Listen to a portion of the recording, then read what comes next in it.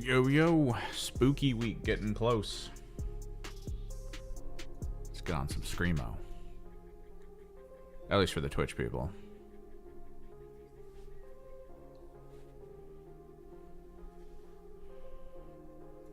Yeah.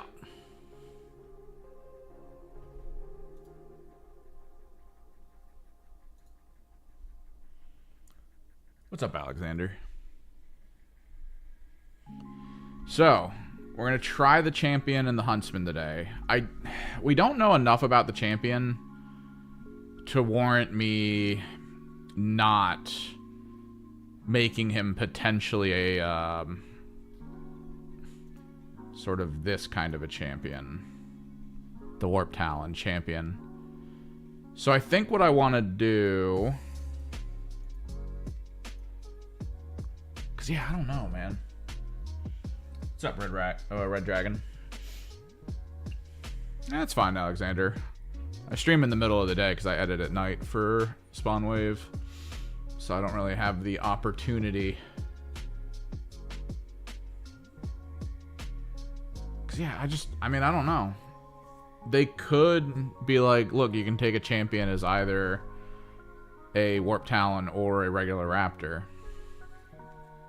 So I don't know. What's up, Hades?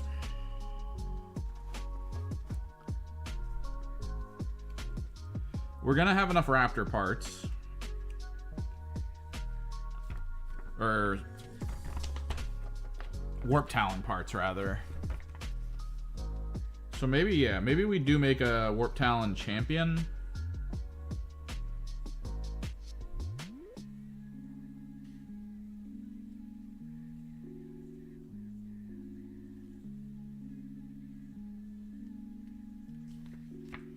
I don't know, man.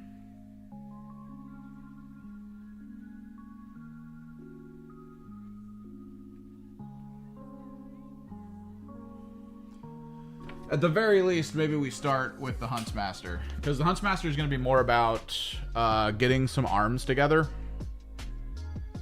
And then cutting the wrists to turn them and try to face them towards each other. Because I have a handful of pole-type weapons from like AOS and stuff that we're going to try to sort of run between the hands. We'll see how that plays out. But yeah, let's get to it. We should probably build the core body first, up to the arms, and then go from there. So let's get on it.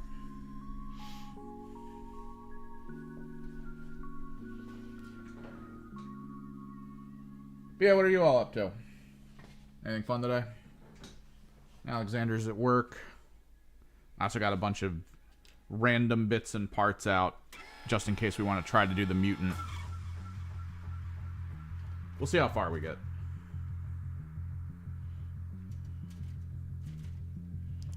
Huntsman. Oh, phone call. Every time I start a stream.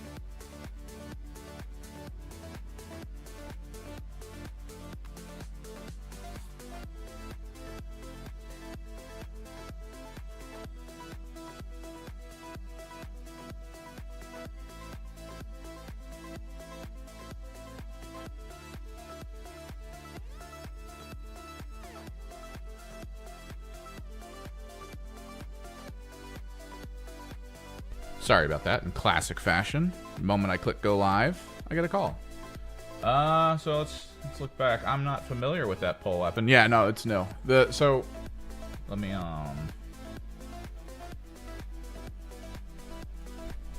So from what I can tell of these parts, most of the heads are the same. A lot of the shoulders seem similar to what comes with the Raptor box. There's elements of the arms that are different. Like, this doesn't even exist in the current Raptor box. The legs are the big difference. There's not a lot of legs that the original Raptors have that have kneecap coverings. It's all... well, maybe not. I mean, this one kind of has kneecap coverings. They're a little different, though. So there's definitely... the biggest changes in the lower bodies here. The jetpacks looked almost exactly the same. These are new, but I'm guessing these are explicit for the Shrieker, because these are closer to the common. This is just entirely an upgrade sprue. There's not a single thing about this that isn't an upgrade sprue. I have some Gene Stealer parts we're probably going to be using for these components, potentially. This looks... the chainswords for the new ones don't look as good as the old ones, in my opinion. I can show you the old one by comparison. Yeah, fade over. So the old ones are done in kind of the older style where like the whole body is sort of a blade and then the chainsword is just kind of on the two sides. I love this style of chainsword. And the new style just feels like so not chaosy. It's a little too clean, right? Like it just looks like a chainsword with a bayonet on the end of it. So I don't know. New ones aren't that great. And then the Warp Talon Claws are about the same. And then this is just straight up a Chaos Lord. So I have a Chaos Lord.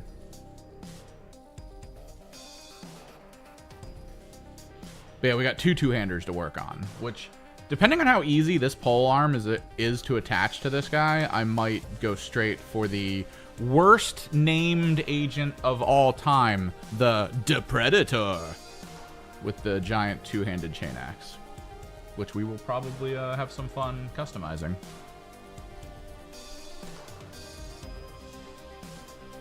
But yeah, let's start here.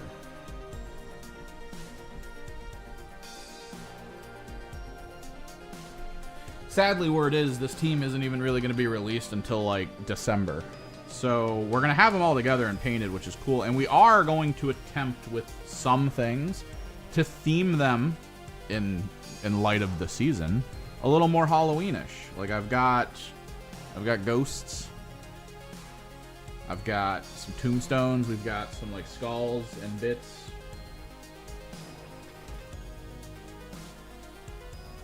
The ends of their weapons are going to be closer to... I'm going to use the Oziark Bone Reaper weaponry. Like the end of his spear is probably going to be this thing right here.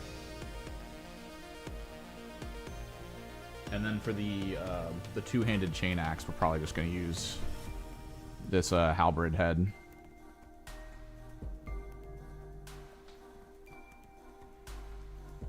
Dude, it's the worst. It's the Predator. It feels so just like generally cringe, like something a kid would say. To be like, oh, it's cool. Brain rot, 6'7". It's like, oh, Jesus. Please.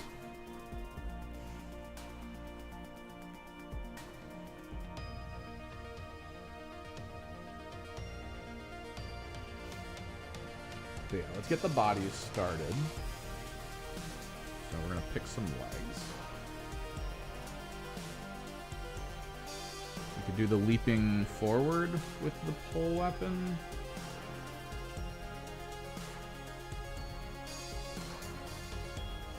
I think we'll do the other one for the chain axe. These two could be good.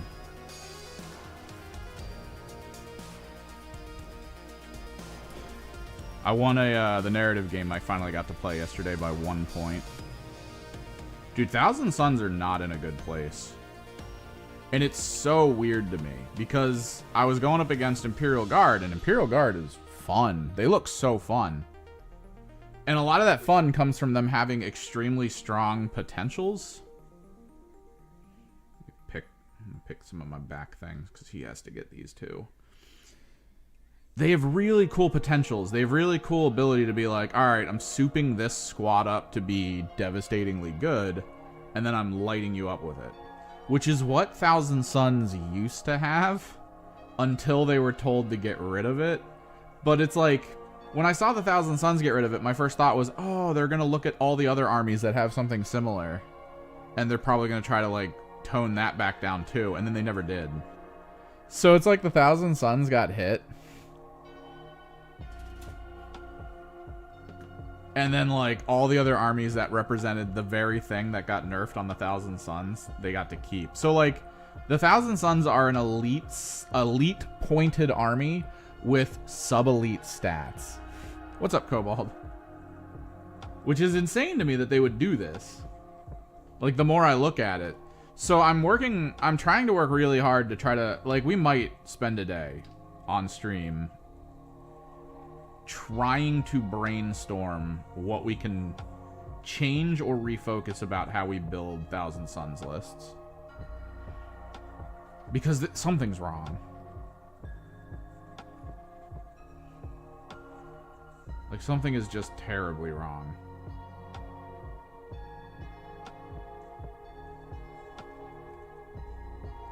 And I think I need to approach stuff a little differently. Everyone from my local group is trying to push me to go to a GT that they're all going. I think, no, it's an RTT, I think. It's an RTT that's as big as a GT at this point, and they're thinking of turning it into a GT. Like putting in the stuff you got to send away and get it approved and all that. Grab this jump pack.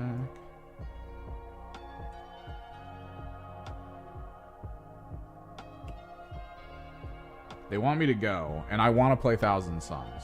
But after this last nerf streak of, you know, you can only cast your spell once, you can't try it again, I have to, like, re-overthink what needs to be done to make the team work. Because if I have to, you know, if I can only cast a spell once, and it's a situation where you're visually putting yourself in a spot where if you fail your cast, you're screwed. Like, it's that bad. Genuinely, it's that bad.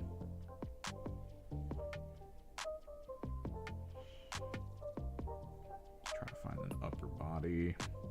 Let's grab a pair of shoulder pads.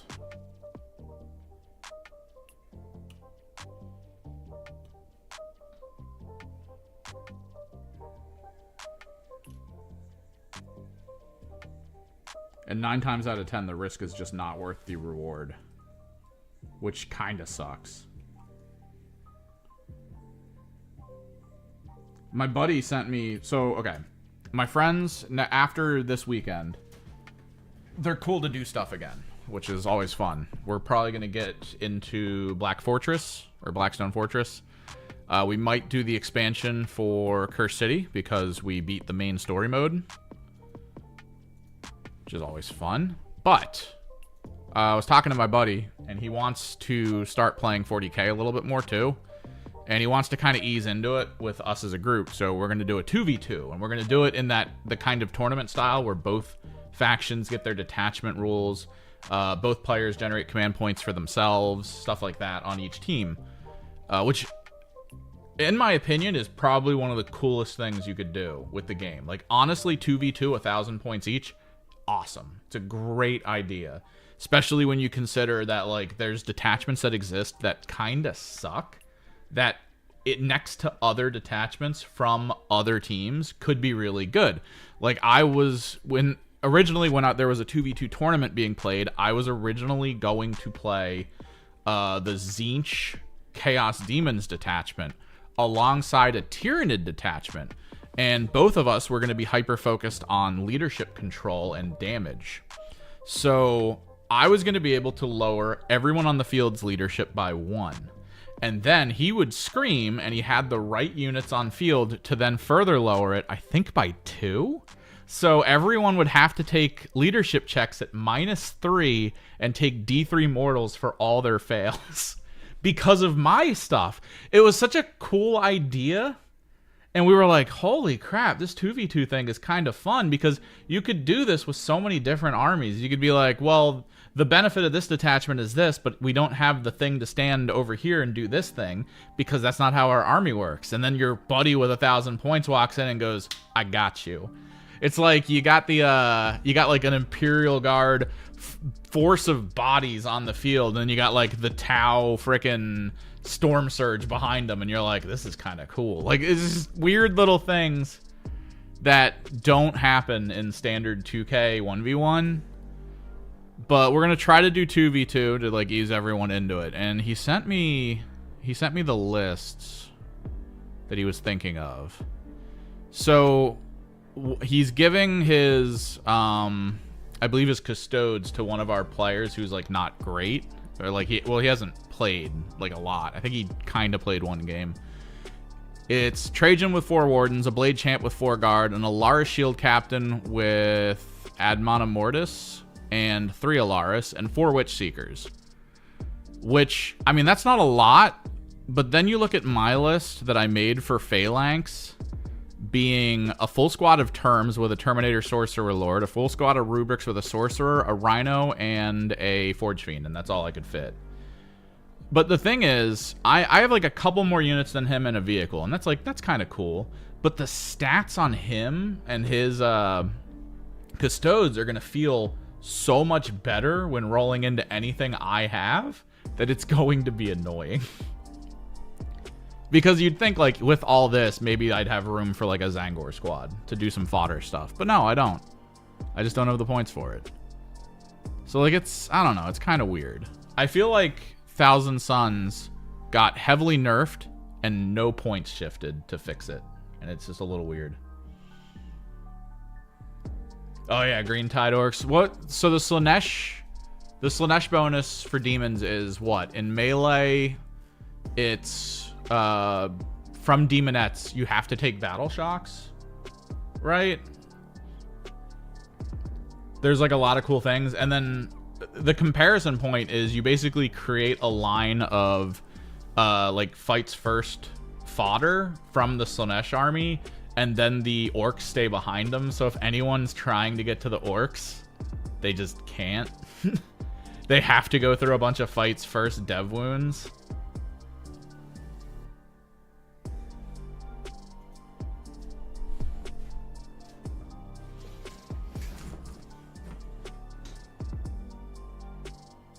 Oh, you were the wall of muscle. Okay. I probably would have played it with orcs being the recharge units. Force them to charge something they don't want to charge, and then hit them with the orcs that are going to wipe them out in the WOG phase.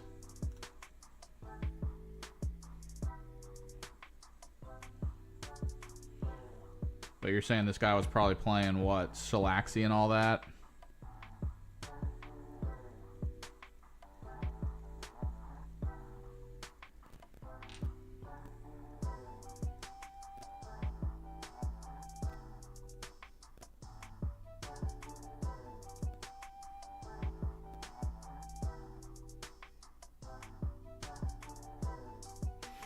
Is Strike Team Varial the new one, the Heroes one? Or wait, what are we talking about? The weird pseudo kill team Strike Force Varial. I think I have enough models to field it without too many specific models.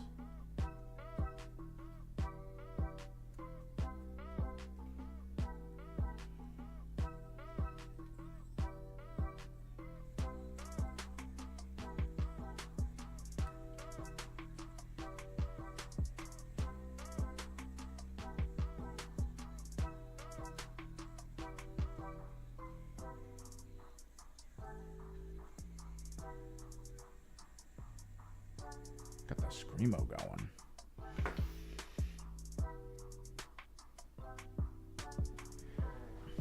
Turn music down a little bit.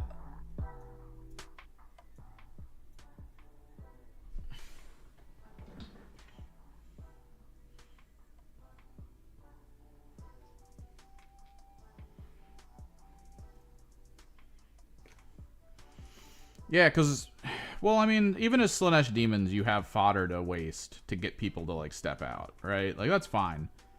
Personally, I would love an orc meat wall playing Emperor's Children. Because then I could play, like, weird stuff. The whole point of the Emperor's Children is to just get people to, like, step out when they don't want to, and then you just hit them. And you hit them hard.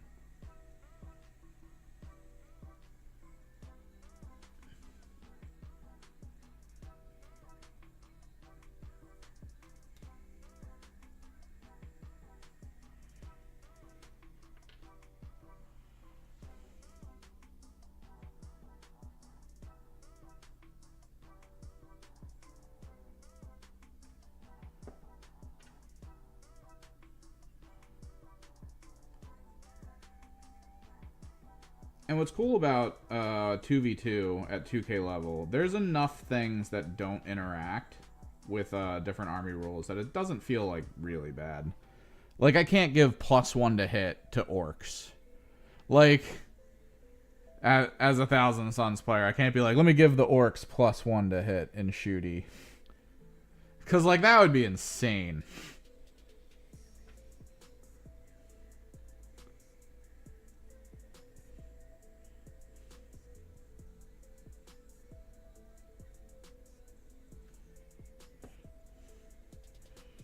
But then there are some combos that are great, like Blue Horrors. Blue Horrors reduce... and I think a lot of it has to do with leadership. Like, that's probably where 2v2 lies in as, like, a good thing. Like, the Thousand Suns Hellbrute, in particular, forces battle shocks. If a sorcerer is nearby, it forces a battle shock at -1. So if you're playing an army that also reduces leadership from being in certain positions and stuff, that's fantastic.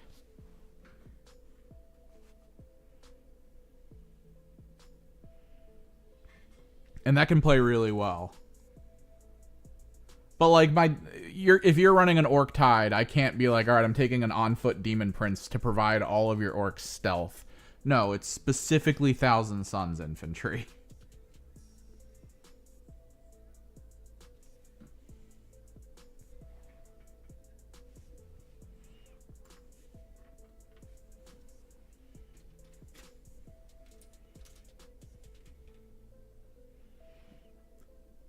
But yeah, where the game stands right now, most people look at it and realize that there's some teams that are very good at specific stuff, right?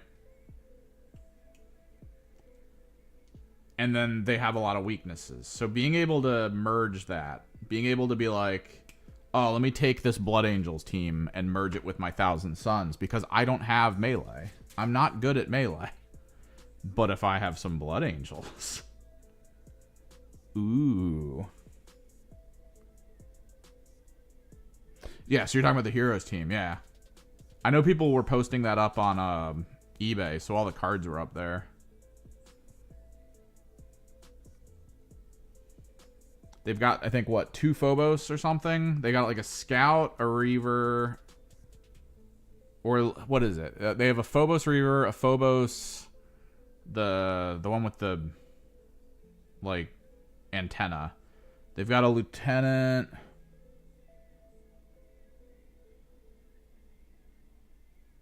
No. There's one of the combos and crossovers between formats for Games Workshop is that there's a line that comes out usually in Japan is its big one, but they bring it over here eventually, called Warhammer Heroes. It's played a little bit like, from what I remember, if you've ever played, it's not Mega Man, it's the sort of weird pseudo board game version. God, what the hell? He's talking about the Dark Angels one. What is that Mega Man game? Battle Network. If you've ever seen Mega Man Battle Network, Heroes plays kind of like Battle Network. Like, you can download a map and stuff to, like, put down on a table to put your character on, and then you can play it. The character has attacks that are related to, like, directionalities and symbols and stuff. So placement and timing is very key. And I think you're supposed to pick like 3 characters from your overall team and then run them in sequence, kind of like a fighting game. And Heroes is the game that Games Workshop put out to try to pull in the Japanese market because it's gacha related. So you got blind boxes that becomes a game, which is really cool. I mean, normally you have blind boxes and that's it. It's just for collecting purposes. But to have blind boxes that involves being able to go somewhere and play a game with someone, that's pretty cool. And then the last variant of it, which was what we now have as the Angels of Death, or part of the Angels of Death, which was Strike Team Justian. Like, that was where they decided to cross over between the realms. Try to make it work for both. All right, let me get some feet. Yeah, he uses taloned feet.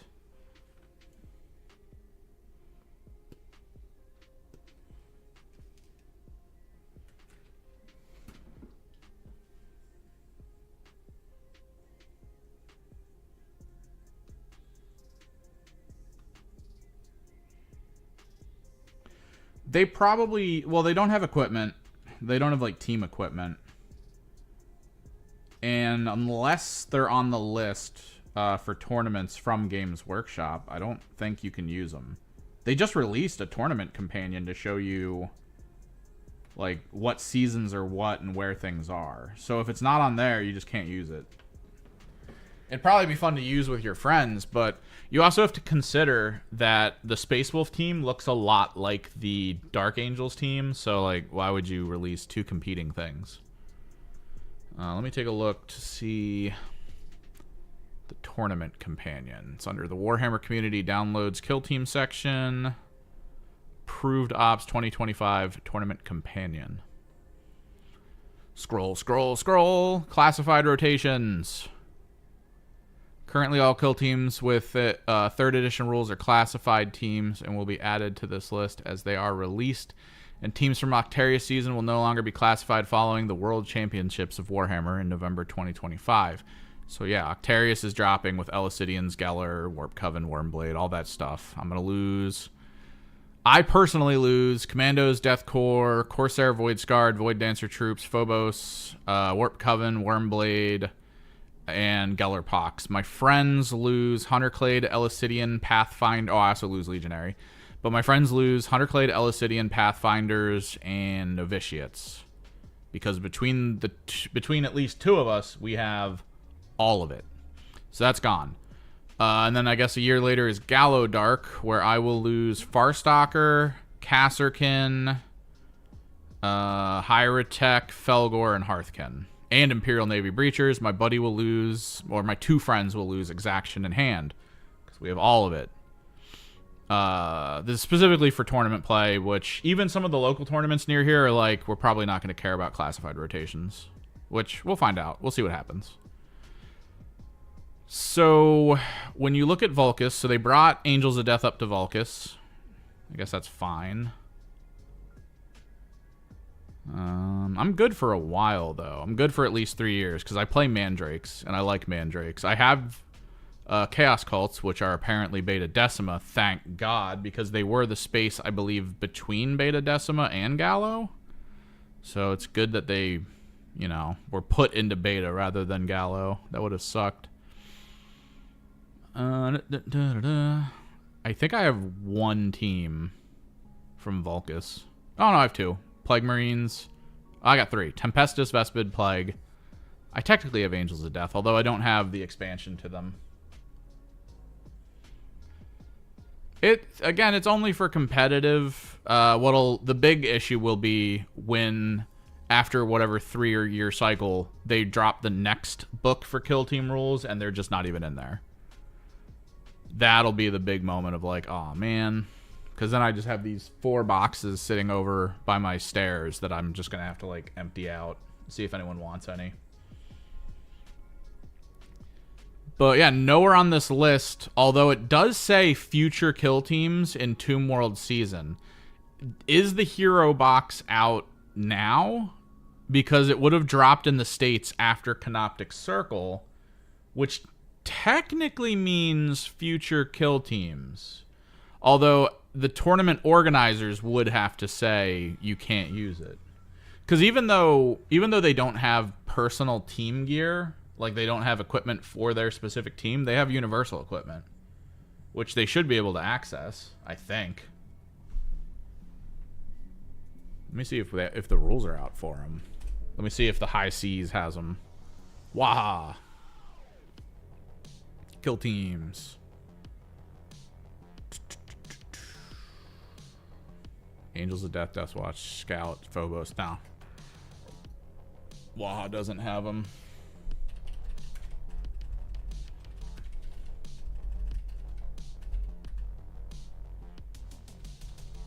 Kill Team Valencia? Is that what they're called? No. It's actually a group. What did you say their name was? Scrolling. Varial. Strike Force Varial.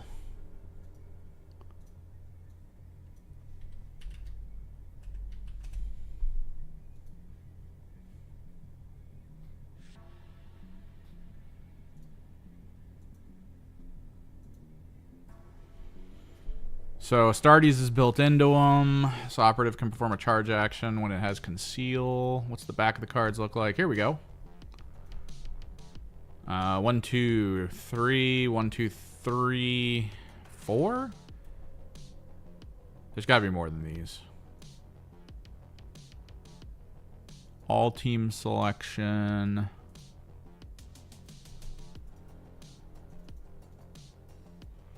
A Strike Force Varial kill team is made up of 6. Oh, it's a 6-man. So it's a standard 6-man elite.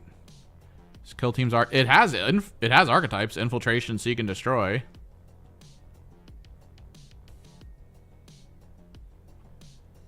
Unless this guy's missing a card, they only have 3, looks like, strat ploys? They have 3 strat ploys and 4... Oh, no. 1, 2, 3, 4. They have 4 strat ploys and 3 firefight ploys. They got to be missing a card. But yeah, they have no equipment.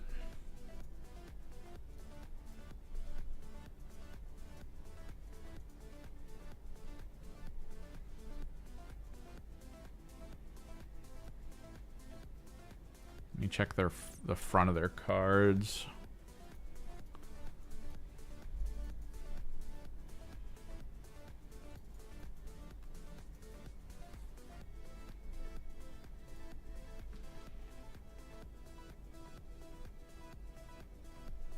They have one of their guys, their veteran sergeant, has auto feel no pain. 1, 2. Yeah, I think this is missing the other card that they have. They have like 2 leader units that I think you can pick between, and this only shows one of them. Do they have the big health unit? They do have different healths. 15, 13, 12s, 14s. It's actually kind of an interesting team because of that. I miss that. They've actually reduced the amount of squads that have variable health. I think they flattened out Felgor, which made me sad. Most of these units just have access to Astartes for double shoot, double fight. I don't see a Grenadier. So, yeah. They don't have equipment of their own, but you could just get 4 pieces of the Universal. I don't see why you couldn't use them necessarily, unless the TO or the whatever system you're working within says you can't use them. Because it does just say Deathwatch, Canoptic, and Future Kill Teams, and I'm pretty sure these guys dropped after Canoptic. Which would put them there. I don't know. This is up to TO.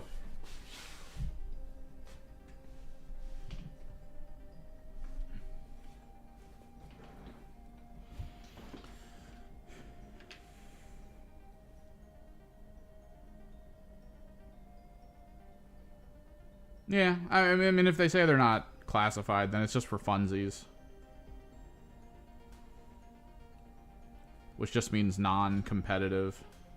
And again, that could be because the Space Wolf team coming out very much looks like them. So they're probably trying to keep people going to the Space Wolves as opposed to getting the blind box. Because the Heroes line technically is, I think, licensed by Games Workshop, but not owned. So they don't make full value of the sale.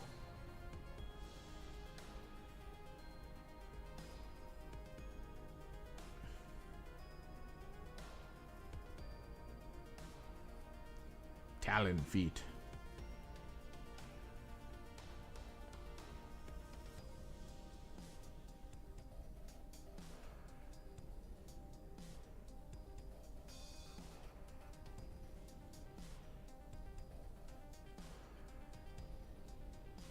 I think I'm going to have the top part of the body turning this way, and then I'm going to have the spear maybe facing left to right for the tip.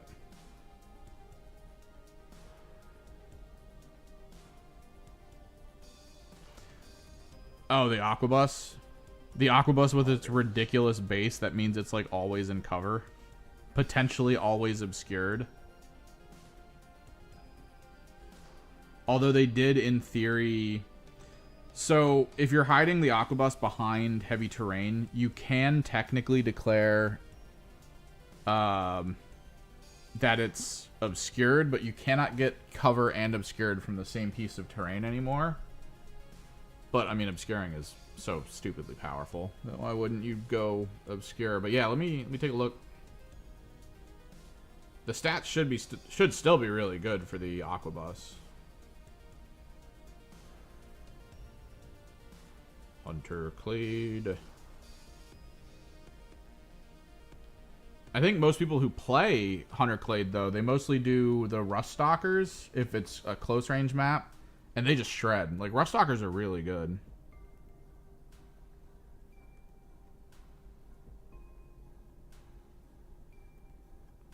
No, third still has Conceal. You start in Conceal, but they got rid of the you can't leave Conceal. Like, you can swap out a Conceal. Or, no, so...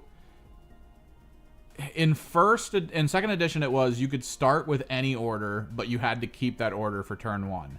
Second is everyone has to start in... third, everyone has to start in Conceal, and you can change the order in turn 1. Aquabus.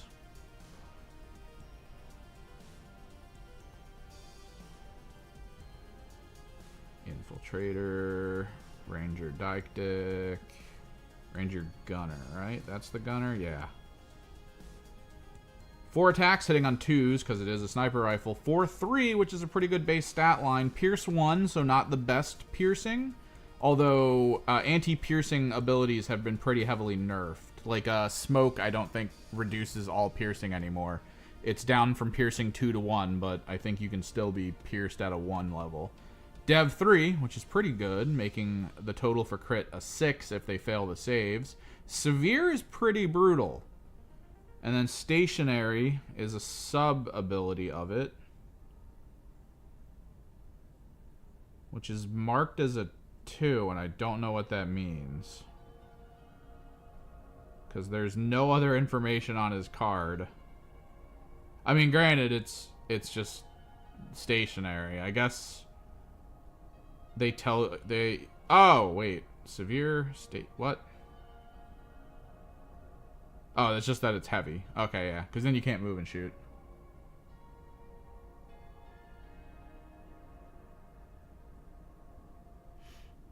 Oh, whenever you get back up to the current live Alexander, someone on Reddit posted all the cards.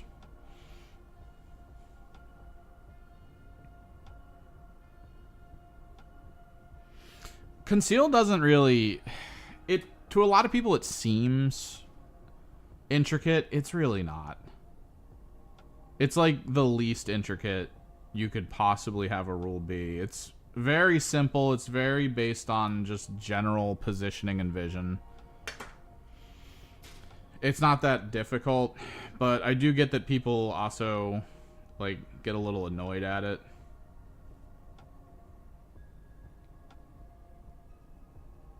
how are we going to do this?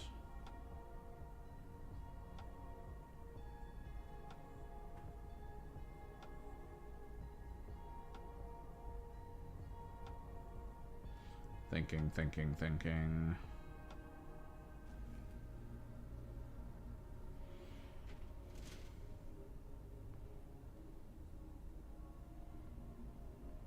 We got enough Warp Talon parts, and I'm going to have enough secondary arms.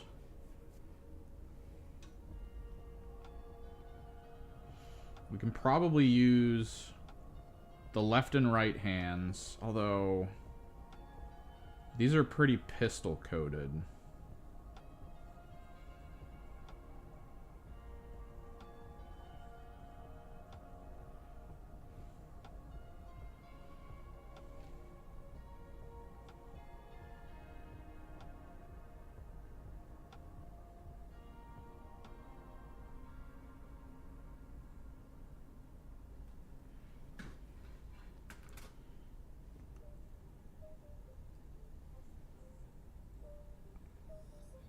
Probably trim this to get a little closer.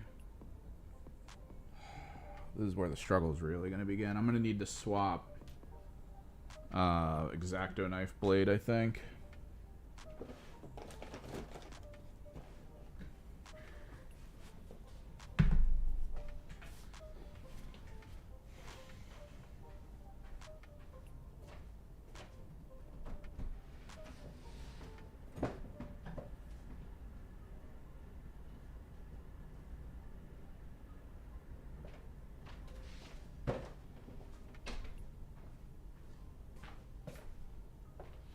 There's also some teams that heavily rely on orders.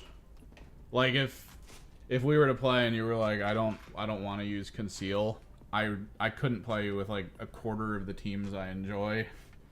Cause like if I don't conceal, then I don't get to use certain abilities. Like Wormblade are basically out of the question. I can't do the ambush rule. Mandrakes, it's basically impossible to do anything. This is one of those things. I mean, the entirety of the commando concept is to just stay and conceal. Only pop out if you're shooting.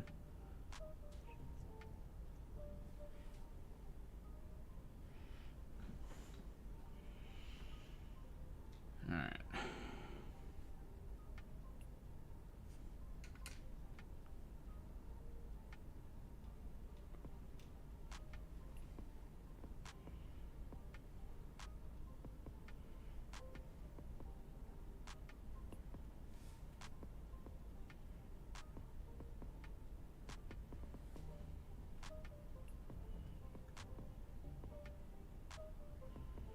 Yeah, Aquabus is pretty good. It's like the guy that I was playing against who was doing Corsairs. He had his... I might have to cut this off at the top, too. He had the Wraith Cannon. So this is going to be a multi-parter.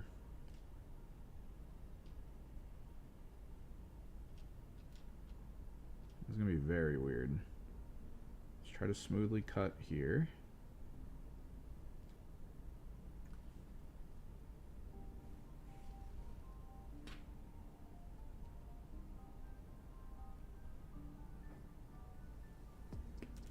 That's kind of the trick, though. He put his Wraith Cannon on top of a building, and I knew it was going to cause problems. So I turned on one of my Mandrake's, like, ranged smoke spells, and I just put it on top of him. It's like, enjoy!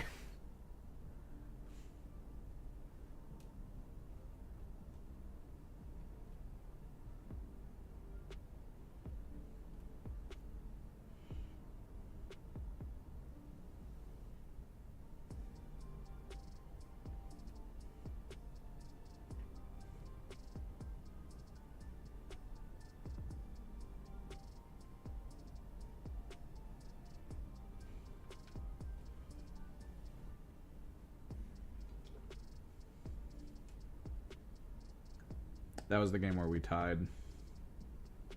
I had a really bad roll in the middle of the game.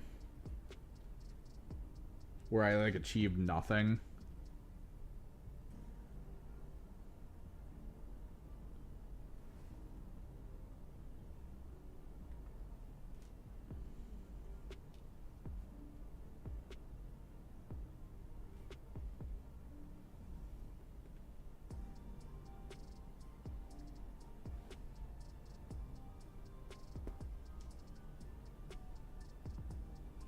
This is the old school of fixing up units.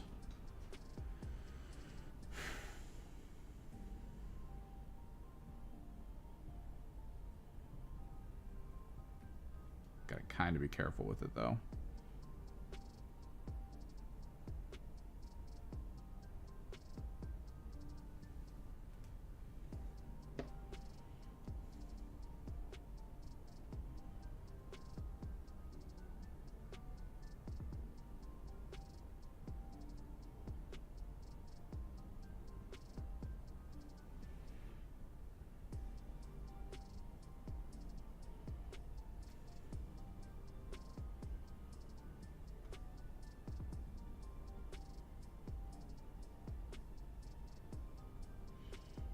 My tournament isn't next weekend. It's like 2 weekends. We're gonna have to spend a chunk of a stream though, sitting around and kind of going over all the things we're gonna need to do. Cause I'm taking the Chaos Cults, even if, you know, I'm going up against some people who are gonna bring Canoptic. We're gonna need to look at frickin' Death Company. We're gonna need to look at Canoptic, and then I'll probably put together the list of like what all my opponents are playing, and we'll do what we did with the not that close. We'll do what we did with my Mandrakes, where we're gonna spend some time talking strategically about our approach. Supposedly this time around for the tournament, we're going to have I think they said a table for each, and then there's a bonus table, because I think he added 2 spots. I have to look at it again. But we're going to basically be playing Gallo, Tomb, Vulcus, and even Beta Decima. Even though people don't like Beta Decima, it is that reality of it's kind of there as an equalizer.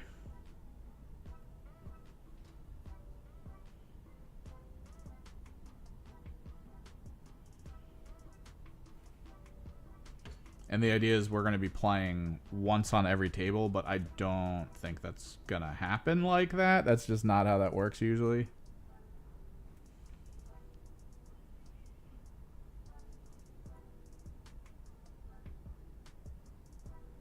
Because if it's going to be win-loss, I don't know. At the very least, we might be able to cycle 1 close quarters map and then 1 sort of open map. Which means I'm also going to want to look at the Beta Decima rules again. I've never, like, I know Vulcus, I know ITD. I glanced over Tomb World, because Tomb World is just ITD with teleportation pads. And some internal terrain, finally.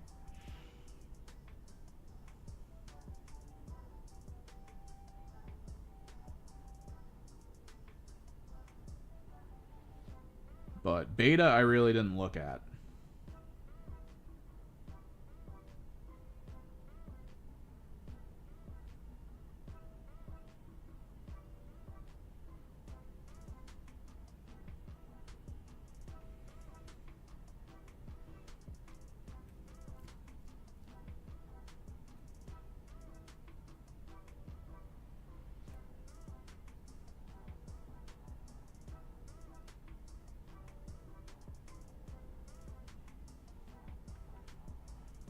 I know they still did the same thing where they don't consider it obscuring. That way you can't have units that are like, haha, I ignore obscuring. It's supposed to be that you just can't shoot through it.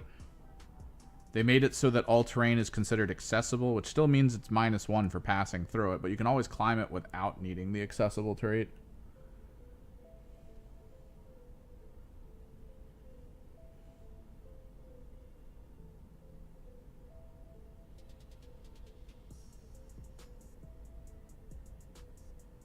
I feel like I need a straight out arm. Because this is going to kind of pass through, I think.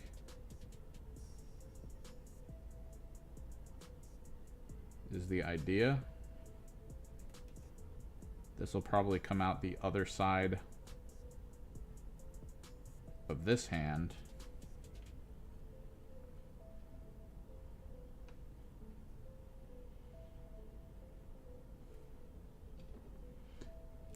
Chaos Cults. Too big brain. We're going to have to actually organize some stuff that I can, you know, take with me.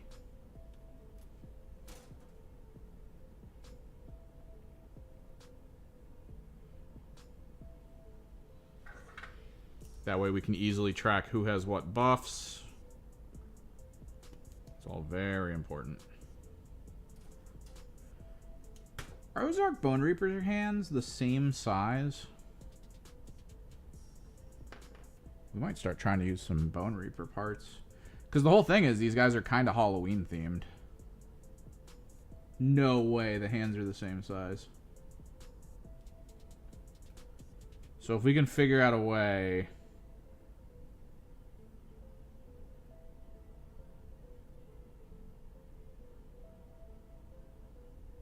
I could, in theory, utilize this as a component. Granted, this won't work where it's at.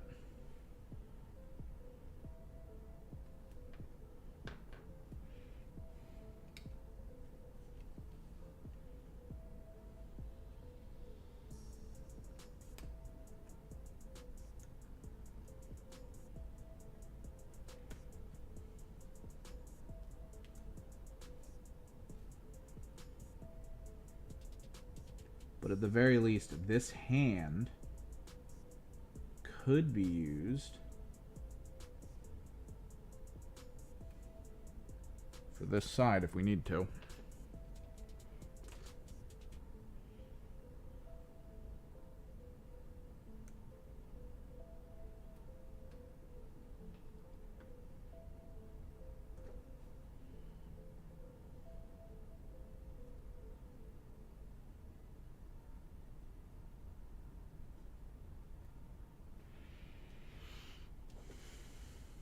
Get rid of the spining.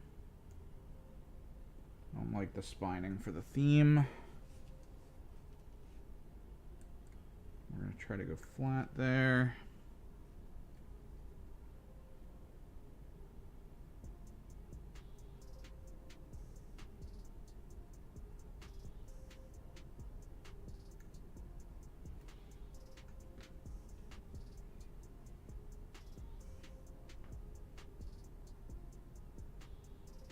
Yeah, so I won the first tournament. I don't think I'm going to win this one.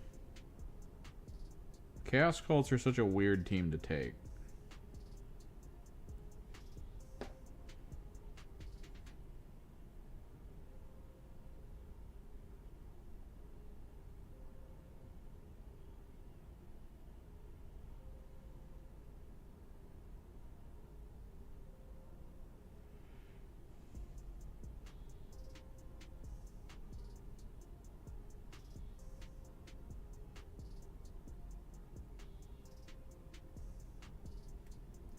Spear tip head.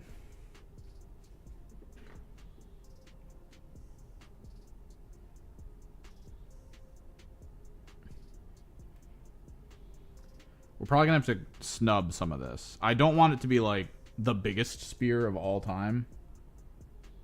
So we're probably gonna have to cut down to like up to here.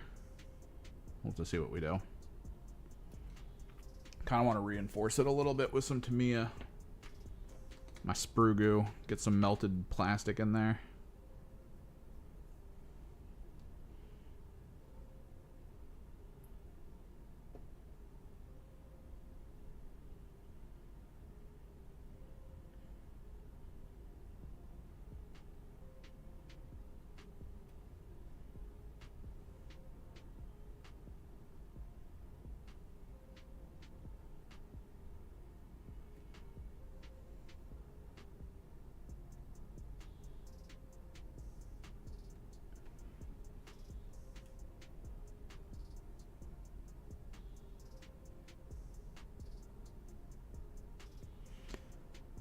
So unless the rules have changed all that much, the Night Haunt Spearhead is pretty OP.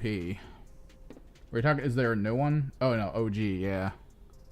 The OG, from what I've played, the OG Night Haunt Spearhead was really powerful. At best, whenever I play a Night Haunt Spearhead, I can only keep the score close and hope that I win at the end. That's it. With my Disciples of Tzeentch Spearhead, it's, man, I really hope that at the end of all of this, I've got like one more point than them. And I usually lose by 2 or 3 points. And it's like, yep, there we go.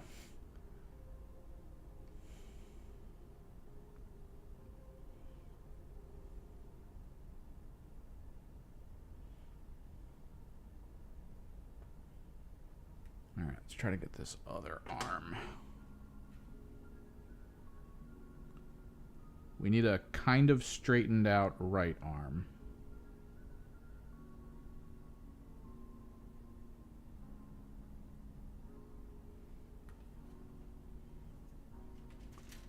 Like, it can't be bunched up and back. It has to be a little bit forward.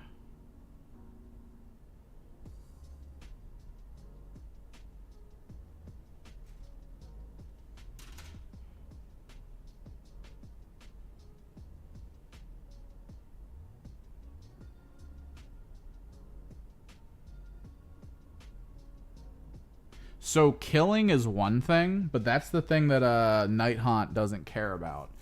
Because if you play the Night Haunt into the rules and the missions, you just don't care. Right? Like, at the end, usually the final round, I think it's what, 4 rounds for Spearhead? Because it's like 5 for Combat Patrol, 4 for Spearhead. By the end of the 4th round, even if I've killed like a good bit of the Night Haunt, I've done nothing for missions. I've been completely stuck, unable to get anywhere to do anything. Like, it's just, you get stuck and it's over. They're so hard to kill with their ward saves, just all their stuff.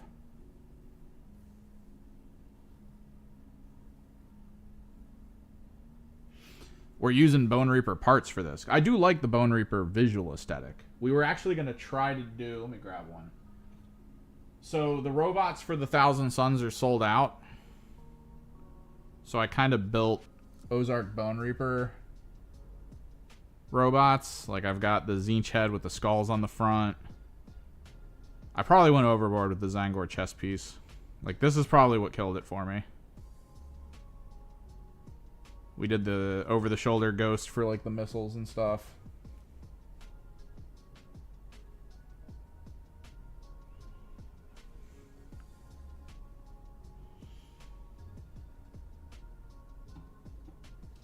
But the more I looked into the robots, the more I was like, I don't even think I'm ever going to use these. So I just didn't. I stopped caring.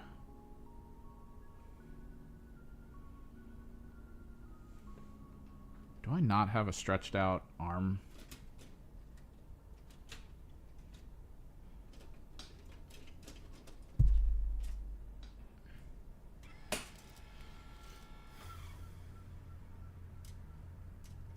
Yeah, my local stuff just didn't get it.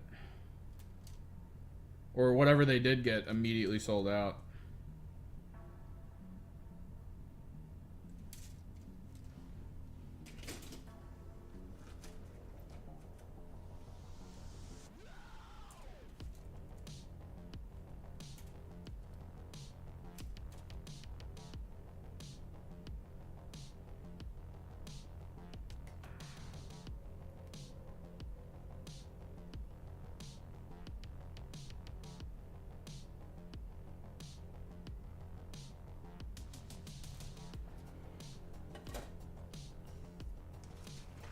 Just need a right arm. Let me go into my chaos box.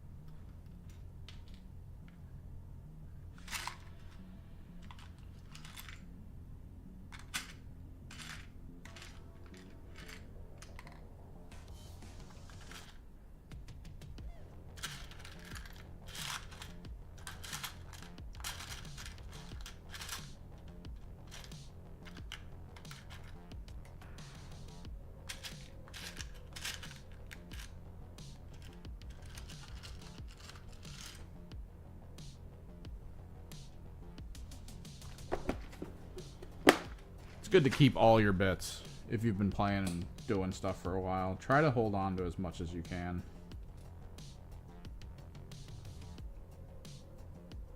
We're probably going to need to rotate this.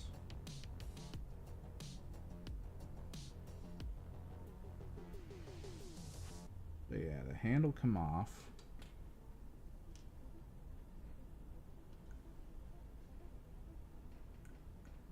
Let's cut it at the narrow bit. I only technically need 4 if I was gonna go robots, cause like I don't care enough to like fill that out. Honestly, having 2 squads on hand is probably fine.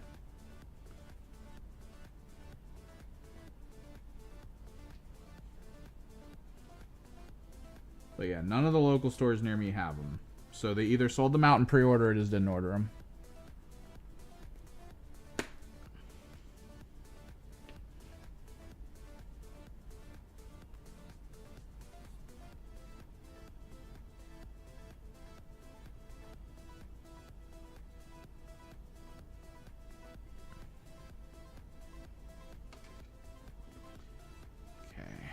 Other big thing, because this goes that way, we need to rotate it. We need to rotate it at the bicep. I think, right? Yeah, rotating at the bicep is probably the best idea.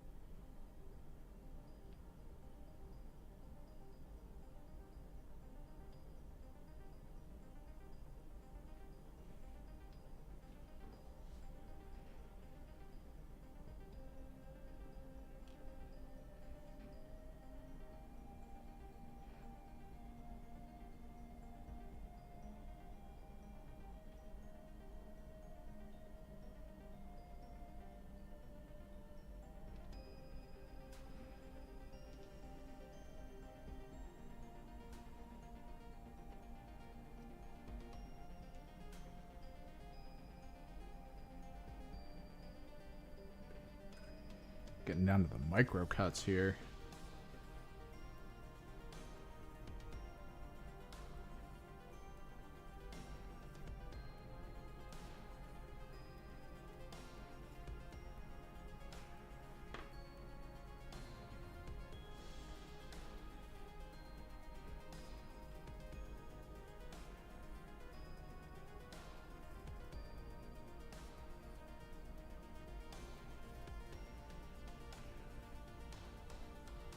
New. I'm gonna have to grab my tack so I can see the angles.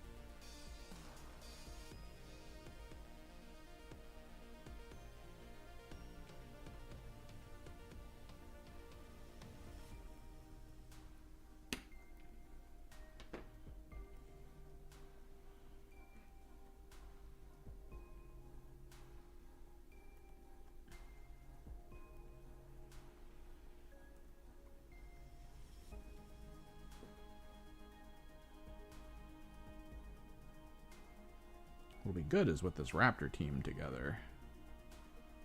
I will be fairly set to have a go-to team for more updated rules.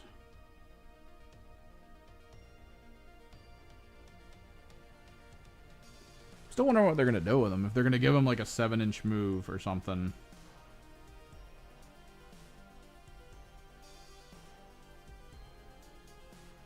Gotta try to flatten that out.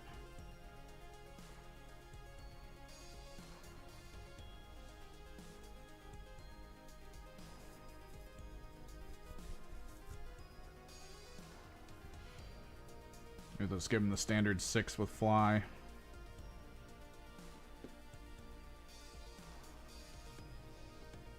What does sound interesting is in the description that they have on their website. Apparently, some of them are able to fly over top of you, and then where they land, they move your model to that spot.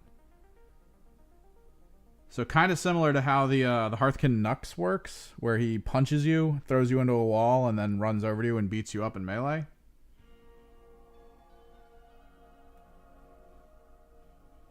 These guys are able to, like, if you're sitting on an objective, go over top of you, land somewhere, and then move you there. A lot of repositioning teams are coming out. They got the, what was it? The Corn Culty team. The Blood guys. Those guys seem to really enjoy just, like, jumping over top of you. Causing some havoc.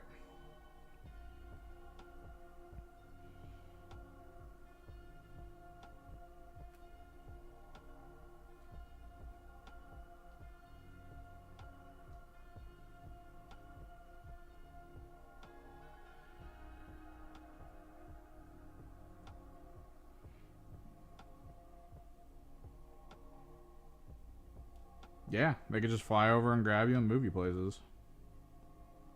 At least that's what they claim. We'll see how it actually works.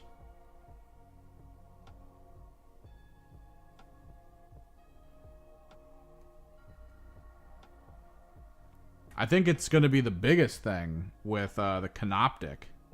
The node matrix. Being able to pull a Canoptic off of its matrix. And then fighting it without it's accurate. Having it start its turn with only 2 AP, like, Raptors are going to be a pretty good counter to a lot of stuff. It sounds like. This is a really cool looking helmet.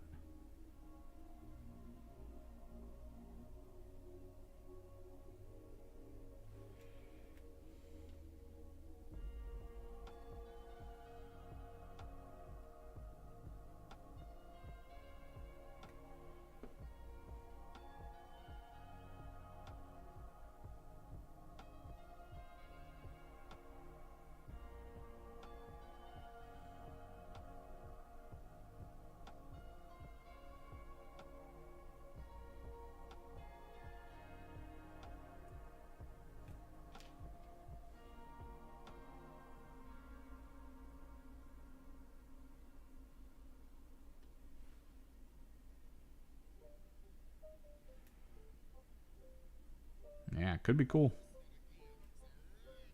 Could be cool.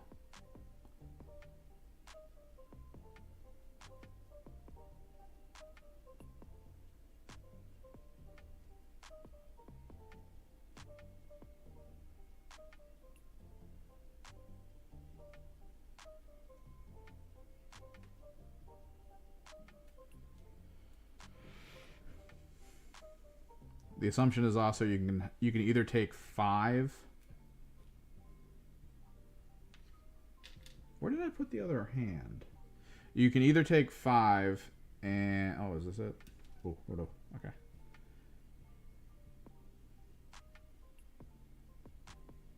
No, this should be the hand I just trimmed.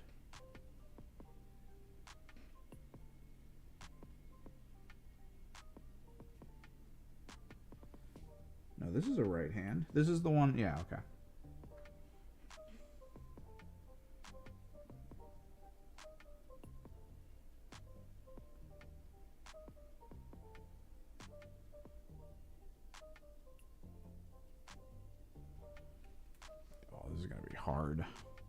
We in the hard mode now, boys.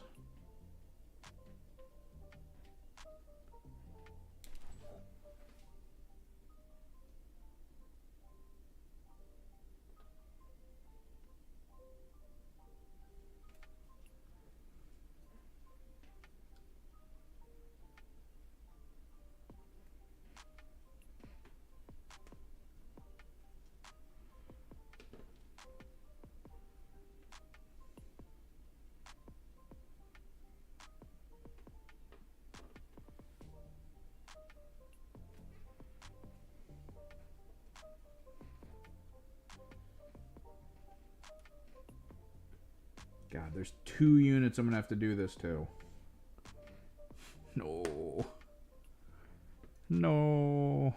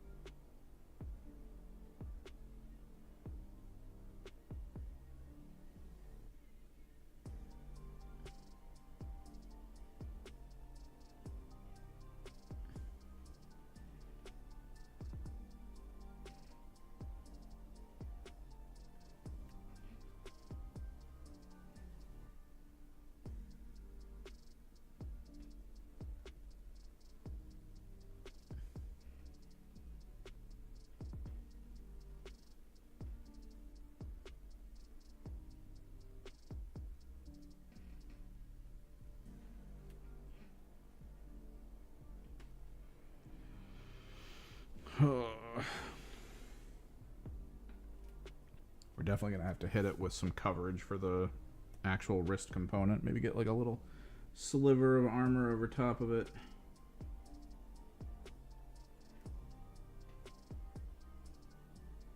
Not the worst idea.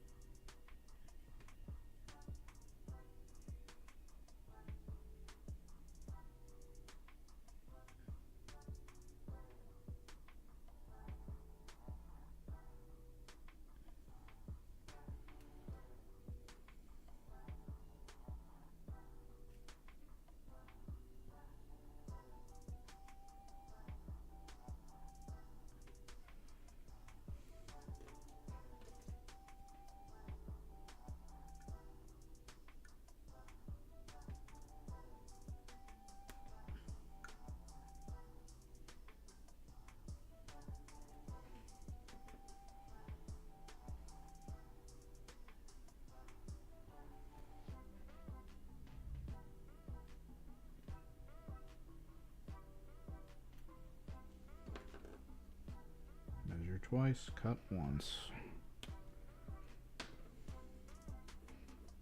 In this process, I'm just going to keep cutting until it feels fine. I'd rather lose less every time than what I need.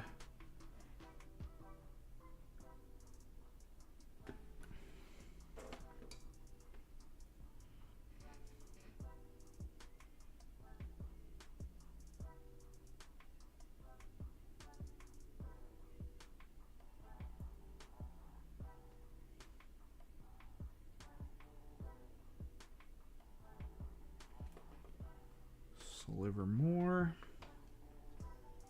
I do feel like the Tamiya is going to do a little bit of work. Let's try to fill the gaps here.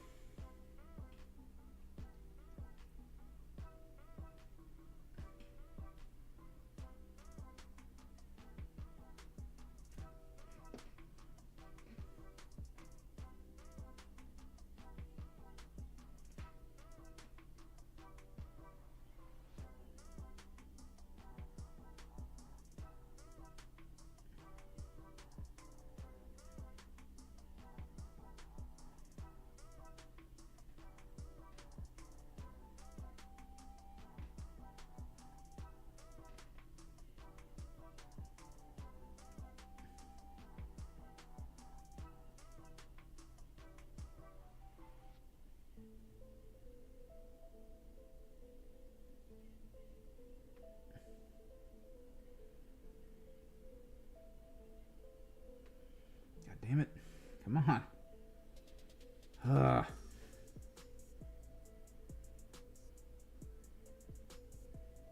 This is so brutal.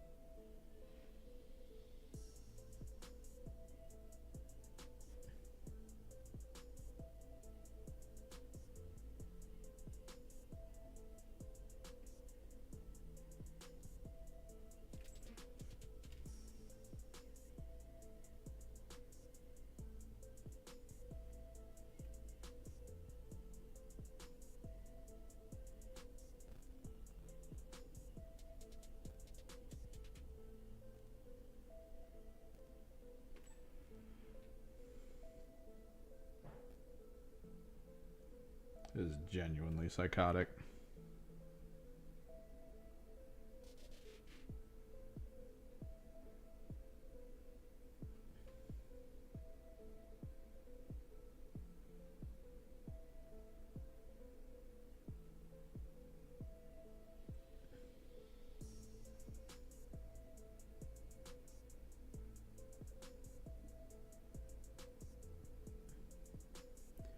Part of this makes me want to be like, I'll probably be fine just with, like, you know, some basic Raptors and maybe a Warp Talon or two and just calling it. Who needs specialists?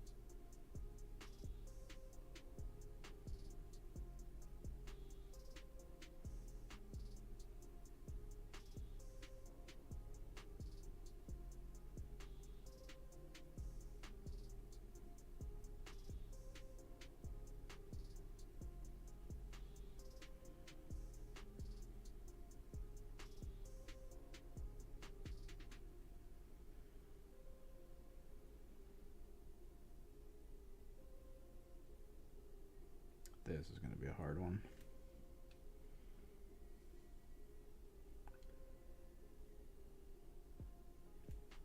Wonder if there's value in me doing like a tiny drill.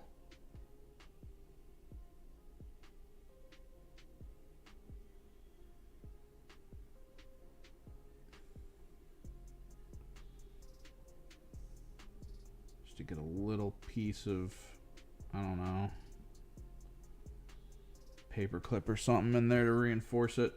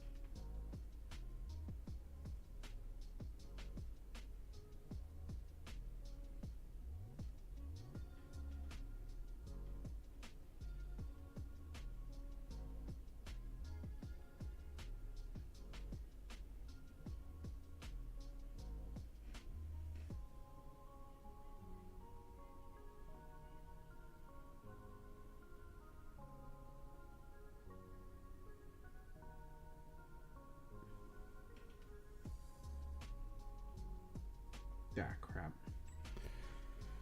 Yeah, maybe we do. There's like no reason not to, I guess. It's a little too loosey-goosey on both sides.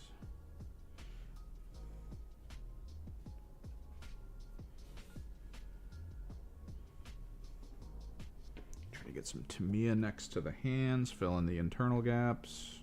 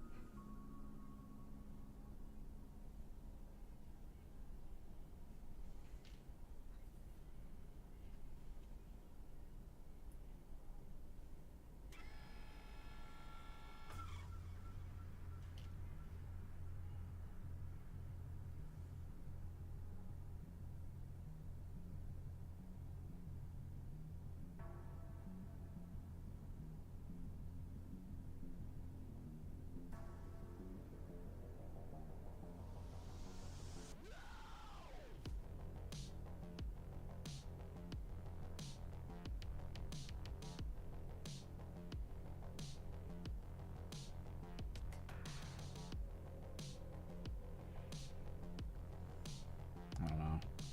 Paperclip might be too thick for this. Probably need more like a staple or something.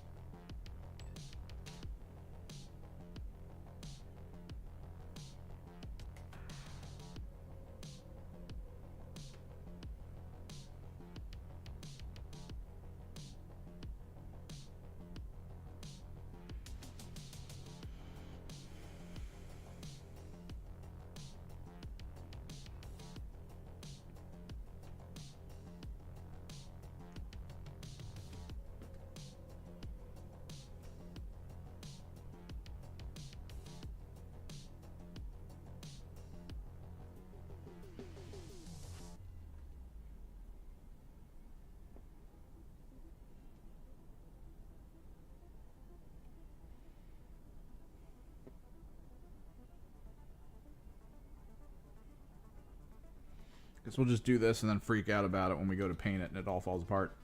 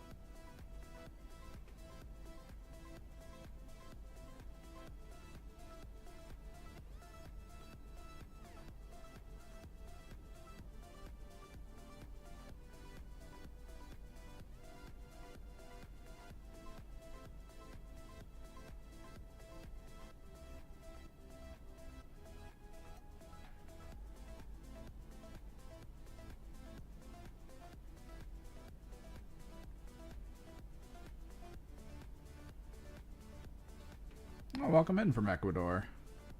Black Marines are cool. And they're pretty, like... They're pretty, like, set. Like, there's no... At no point in time when I'm playing my Plague Marines am I like, what of all the millions of tactics should I use here? They're pretty, like, you're gonna do this or you're gonna possibly lose. And it's like, alright, cool. And then you're just done. Like... Don't even have to... You just play and it's fun. Makes them a great starter team.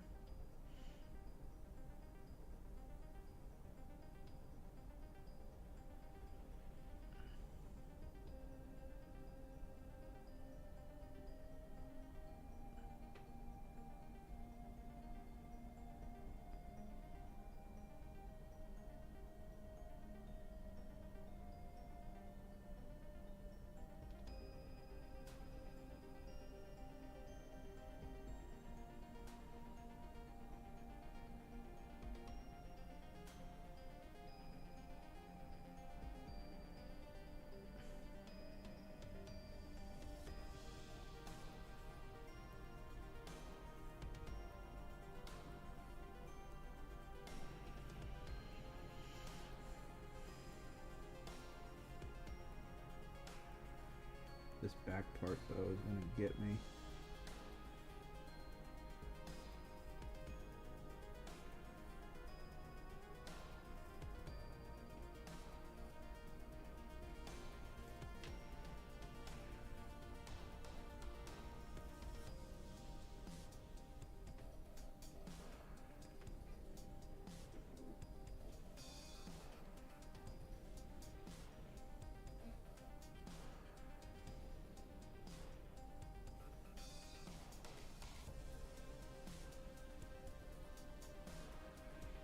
All the chemicals invading my nose.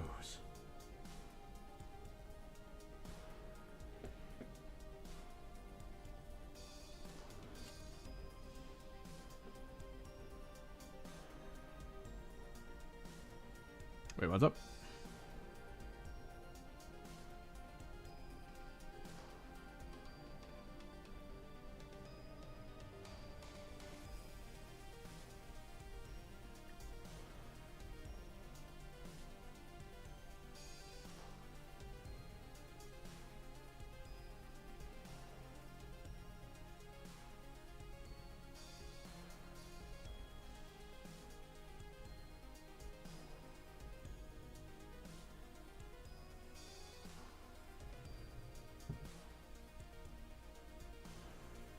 That's the smell of me forgetting how to play Chaos Cults before the tournament in a couple of weeks.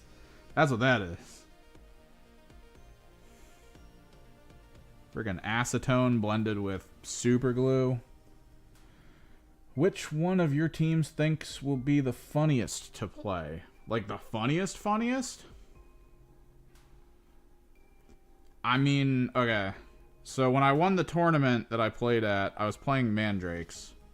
And because every setup for terrain was exactly the same, and none of the teams I played against had counters to what my like general strat was, in the middle of a tournament screaming he can't keep getting away with it because I literally was doing the same strat over and over and over again of turn 1, teleport 3 mandrakes to the top floor of a 3-story building in the middle of the field, and then have 2 mandrakes set up near one of my objectives, and then 2 mandrakes set up near a wall that they could just walk through for one command point play. To basically have full control of the field with things that had power weapons. Oh, that's actually pretty nice. Behold the huntsman.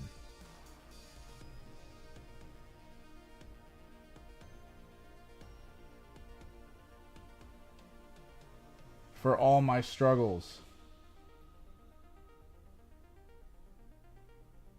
of giving him a hunt spear.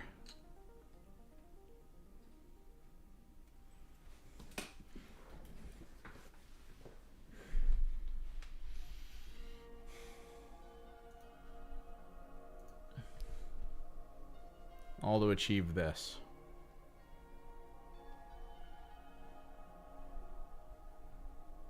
Now I think we take a break and maybe build the champion. I'm thinking we champion. I'm thinking that's the play now. What else do we got? We got the Shrieker done, the Skyseer done, the Huntsman done. I don't want to do another two-hander right away. This, I think I need to go more through my parts. I think I have these. That'll be fine. It's just the arms, and I don't think we're going to do legs. I think I'm just going to get like a demon head. And then, you know, we get to do basics. So I'm going to assume you can't really change the champion much. This is going to be my assumption.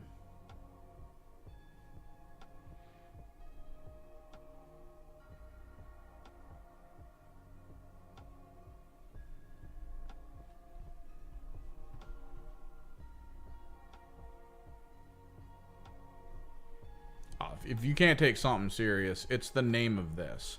The Predator. Yeah, we'll go here.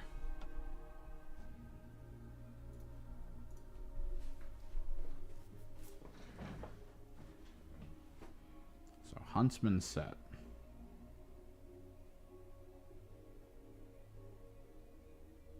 His spear's a little bigger than you probably want, but that's fine.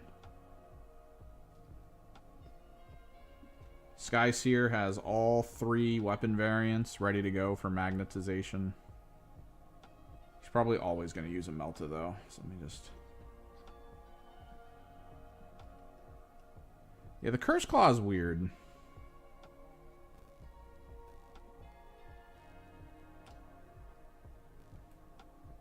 But I do have a lot of Gene Stealer and... I guess...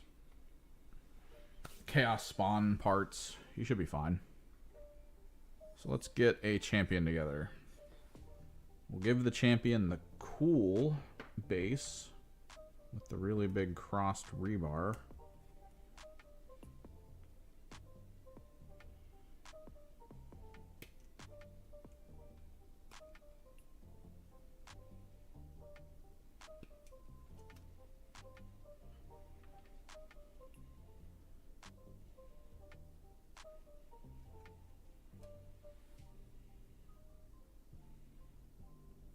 Give him the nice power sword that I do actually feel looks way better than the one that's coming in the new box. Like, again, between the chain swords being cleaner than what the old ones were, like, these look awesome. I love the look of this chain sword, and the fact that they're converting it to a regular chain sword with a bayonet, like, eh. And then this being the power sword. Like, that looks like it'll do some damage. Versus what they show in the updated parts. Which is just a regular ass power sword.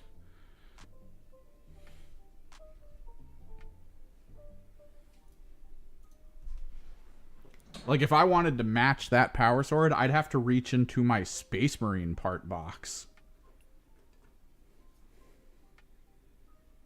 Ugh.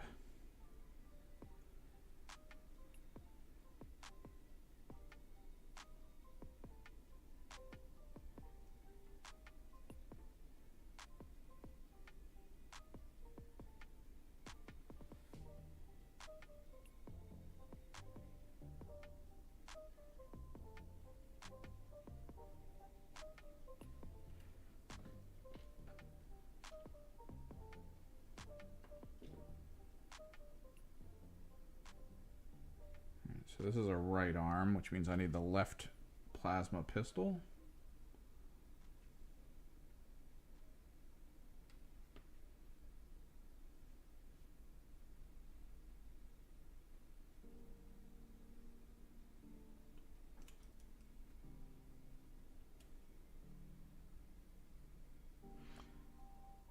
Yeah, I don't know what they're doing.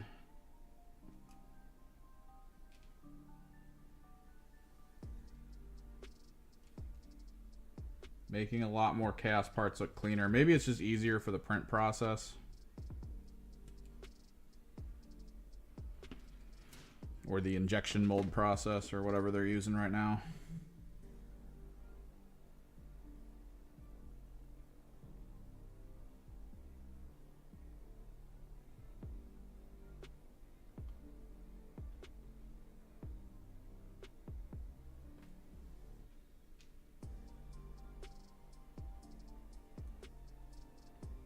Try to drill this barrel real quick.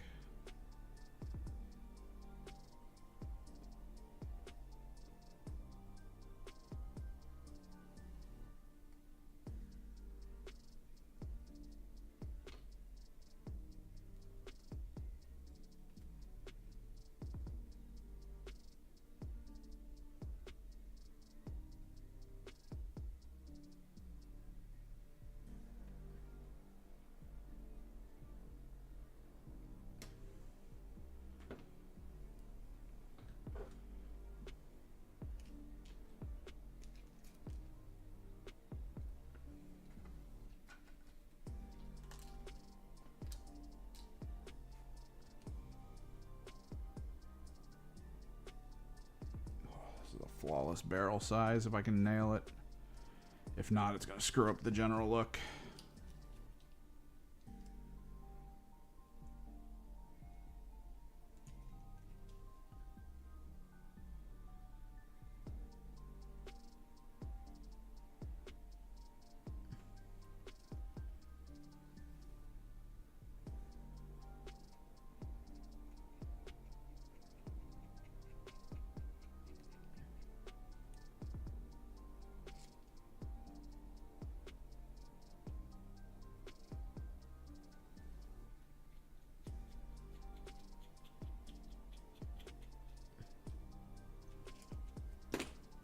Flawless.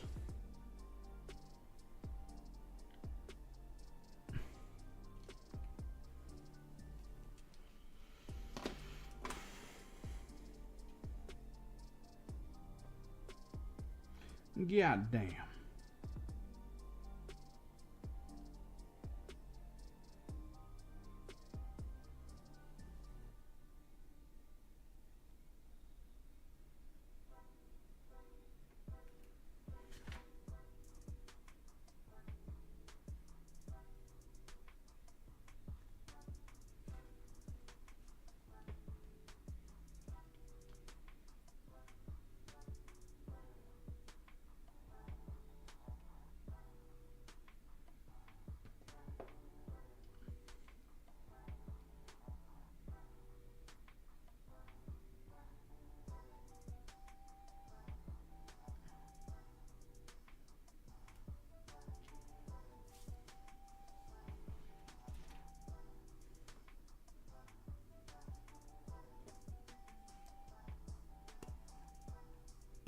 So yeah, we're probably going to do that like ghostly flame thing because it's going to be quick to paint. I feel like. Well, quick-esque. It's not going to be super elaborate. Not a lot of trim work. I mean, leaving most of the armor that blue-black And then painting on some green flames on the shoulders and I think it's what? Shoulders.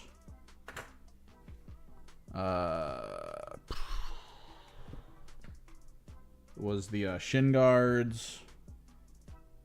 And then I want to say forearms, maybe not. And then just going silver for like backpack stuff. We might get my chrome for it. I don't know. Probably be a pretty cool and easy way to paint like fun Halloween-esque Raptors